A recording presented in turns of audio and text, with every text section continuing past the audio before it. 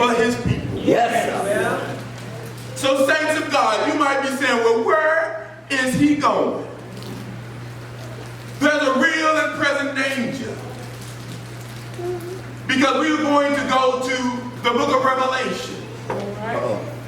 We're going to move in the anointed word of God to the second chapter of the book of Revelation.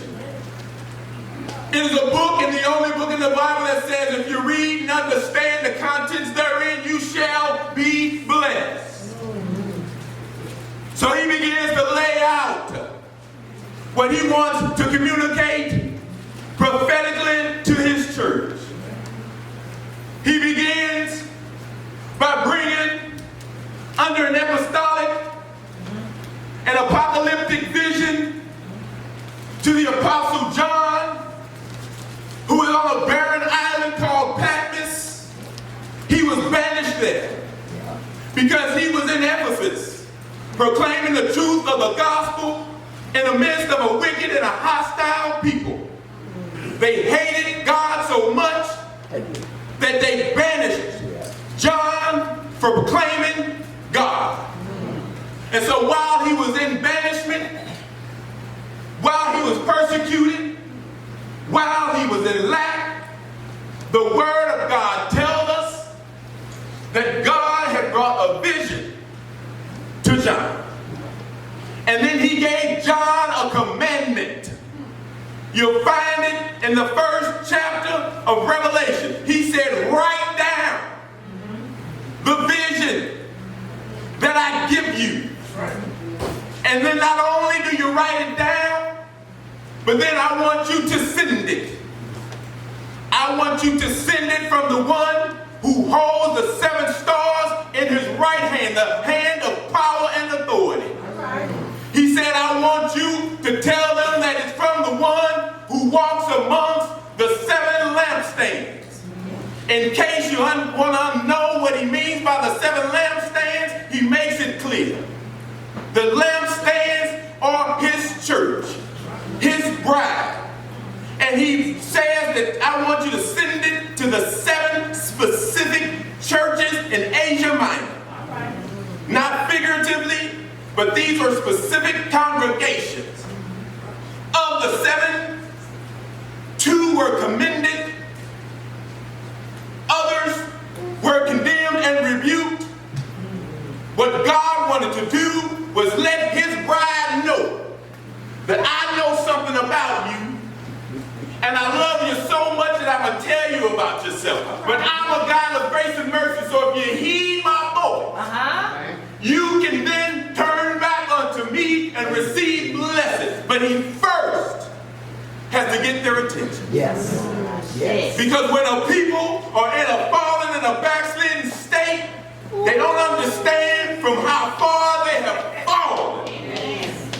For the word of God tells us that while we were yet dead in our sins and trespasses, while we were sinners, God extended his grace toward us. Yes. So the very fact that we are here today has nothing to do with us shaking ourselves, coming to ourselves, figuring out that I'm going to make Jesus my choice. If God has not worked on your heart to draw you to his glory, you still be lost. Glory and honor to God for all that he has done for his people.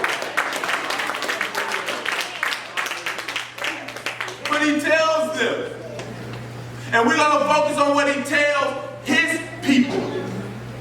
Oftentimes when we hear a word, which is a word of encouragement, but has a flavor of correction, we feel as if God loves us so much that he would never correct us. It's because he corrects us that he loves us. Doesn't necessarily mean that what you're doing is sinful, but what you're doing is not profitable. The man of God prayed with me in the back before we came out, and one of his prayers was for you all. The people God has given him to shepherd through this wilderness. He said, God, bless your word that the people may reach their destiny and purpose in you. God desires for his people, people, not the world, his people, to find their purpose in him. And when we miss the main thing, God will let us know. Yes, he will.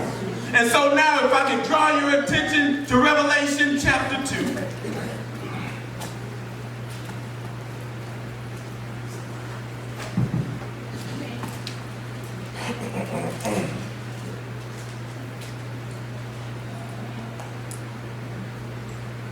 We're going to begin at verse 1. And God bless you for those that put it up on behind me. I'm grateful because I knew it was there. But there's a comfort for me. Yes. For me. And reading it from here. Amen. Because this Bible has brought me so far. And so I thank you for that. And I'm not dishonoring you assisting me. But I just needed to see it here. Amen. And so it says here in Revelation 2 and 1. To the angel of the church of Ephesus. I'll stop right there because he's talking about a specific messenger. He's not talking about a figurative or a spiritual being. He's getting to the heart of the matter with a specific congregation. Yeah. So before we hyper-spiritualize, we've got to understand the context before we can properly expound upon it. He's saying, I need you to send this by way of my messenger to a local congregation that happens to be in Ephesus. He goes on and he says, these things say, he who holds the 7 stars in his right hand, who walks in the midst of the 7 golden lampstands. I know.